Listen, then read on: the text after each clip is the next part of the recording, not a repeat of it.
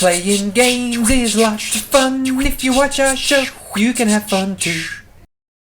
Alright, welcome to another week of Gamma.PLAYS. We got a special treat for you today. We're playing Warden, Melody of the Undergrowth, a game developed by Cardboard Keep here in Canberra. And we have with us today... Hi, I'm Morgan. I'm the narrative designer and the writer on Warden. And we've also got Adam, but he's... Hey, I'm just a random dude. A little bit less special. So, a little background with our involvement with this game. We first ran into these guys when we invited people from AAE to GAMMA.con about 2 years ago. And yeah, it was one of the first games to appear at our GAMMA.con indie game show. It's 2 years on from then, and you guys are releasing this game publicly on Friday, I think. Is that right? Yeah, so it goes live at 6 p.m. American Eastern Time.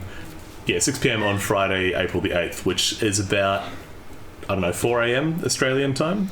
Australian Eastern Is that time. just a quirk of Steam that it has to be American time, or...? It's actually, we figured out it's strategically the best time of the week to launch. It's about 6 p.m. on a Friday. Okay. Have you taken this to the PAXs in America? Have you got a following in the US or anything? No, not yet. We our biggest following is probably Jerry from Penny Arcade. He's played the game twice now. Really? So, and when I say following, I mean he's played the game twice. So our American audience is not strong yet, but fingers crossed. Yeah. All right. So we're just playing the game a bit here. Yeah. So you see, you were the writer, did you say? Yep. So I'm the writer. So you made up these characters, is that right? And made up what's happening here? The overarching story sort of came from all four of us in the studio, and but on top of that, I've developed the characters and their individual. Cool. So who are we playing as? Who's this guy? So the guy we're looking at obviously is Emperor Magulus, and the kid that we're playing as is Tavian. He's the Imperial Prince. So that's Dad. He's the Imperial Prince, but he kind of fought his own sword? No. Okay, cool. I'm noticing a Rome-esque type of vibe going with their armour and that sort of stuff. Was that on purpose, or was it it just looked good at the time? Yeah, it's definitely Roman inspired. Yep. People also used to say Greek, but I think that was because he used to have a little shield which reminded people of Greco warriors. But yeah, Rome is the big inspiration visually. So can I find rupees here? Is that how it works? You will find some health pickups, but you're on full health, so... Okay. So one of the obvious things is you seem to be heavily inspired by a Wind Waker. Is that something that... Well, a lot of people who I know saw this game said it looked very Wind Waker-ish. Was that something that happened, or is it just a coincidence? No, it was a big choice. We looked at... It was Ocarina and Wind Waker were the two big ones. I mean, obviously, visually it looks a lot more like Wind Waker in the art style, but in terms of where you're going in the world, it feels a little more like Ocarina than... you're not going out into the ocean. Something I picked up too, because I've played this game a little bit now, a few times at various cons. Had a lot of fun with it too. I'm noticing a bit of a Dark Souls vibe going on. Absolutely. Yeah. And I mean, you'll see that here in the combat. Nailed it. I like how you're dead. Oh, was I supposed to dodge? So you got to... He's going to teach you how to use a sword. I do like that he goes out into he goes out of focus. Yeah, he does, doesn't he?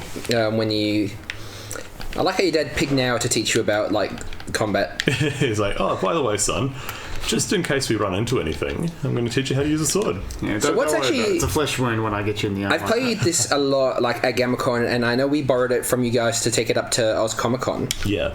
But I've only ever played so far. So what...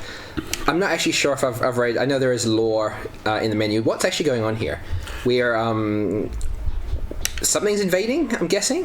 So obviously, he's the emperor of the... there's a human empire that lives outside the forest. They're called the Mauritians. And... but the world outside the forest isn't that great. It's pretty desolate. And so he's kind of forced to bring his people back into the forest. But he has, as we'll uncover through the story, he has quite a history with the forest and the spirits that inhabit it. And so he's sort of coming back here as a last resort for his people. He knows that if it's do or die for his empire. Okay, so things are shit outside. So we're going into the forest to resettle it? Was that? Yeah. So the empire used to have settlements in the forest. Okay. I love how there's this. We have the writer here. He's like he's going really deep into the characters. Like there's this overarching thing. You're like, yeah. So things are shit in the forest. We're gonna go out. We're gonna fix it up. Just gonna whack some heads. Yeah. I would not fight them. No, you're gonna, Oh, so it's oh no. wow. Okay, I might have been paying attention. Did he? He did tell you to run from those. Did he? Oh, okay. Dad. Dad, please. Oh, I'm back here? Yeah, we'll just run through the sequence again quickly. Do I have to do the tutorial about fighting him again? Yeah. You can skip through the dialogue pretty quickly. Yeah, you by can pressing Y. Yeah. But I would not encourage people playing the game to do that because that just makes me feel hollow inside. Do you stay up at night sometimes thinking like, yeah, they're going to skip that. And I spent 20 hours and 5 coffees like just putting that into the game. Oh. You just know that there's going to be a bunch of people who are going to just not even go there. We actually, we were talking about it the other day in the office, and because it's gotten to the point where we know the dialogue backwards, so it's very tempting to just skip straight through it. It's actually probably a good thing that you guys are playing. Oh, so he doesn't. He blocks you if he knows you haven't targeted him. Yeah. Correct. So this is a combat tutorial. Like, this is a very basic combat tutorial. So he's teaching you the mechanics of locking on, of dodging, and then he's just giving you one more chance to put it all together. What was some of the, not so much the technicalities of what challenges were with this game, but what was, in terms of design, what was some of the harder decisions to make with this? Oh, that's a really good question. Yeah, I know. I really put you on the spot there, didn't I? Actually, this sequence was a really big design decision because we wanted the game to start with something quite strong, and we wanted to make sure like the first part is really grabbing. But then we were also like, but if we give the player, we don't want to overwhelm the player because there's quite a lot of, with the Dark Souls inspiration, you've got the dodging, the rolling, the combat. Like the Emperor can beat you if you're not careful. Can your dad kill you? I mean, like, so. You can take damage. Narratively, no, but like gameplay-wise, yes. So yeah, we wanted to make sure that like the intro was grabbing because you've really got to grab people in this first couple of minutes. But at the same time, we wanted to make sure that it wasn't overwhelming. So when I have to run from these things, do I run past them or do I run backwards? So keep running straight ahead because you'll see. Oh, they're behind us, are they? Yeah. So with the bad guys Right. up, don't run at them. Yeah. Right. Quick, get to the chopper! Foul golems? Are they foul golems, or is he saying that they're golems that are foul? He's calling them golems that are foul. So they are the mudmen. My cart! That's all right. You can buy another. Your dad's the king or the emperor. Yeah, well, he couldn't buy me a sword, so I don't know if we're that cashed up, to be honest. I think that's why we're back in the forest. I think we're falling on hard times. the kingdom ran out of money, and the father's like, oh, we have to go back to the forest because reasons. Did I lose my sword? Yeah, so you lost your sword. It washed way down the river. So this is where the game used to start. I do talk.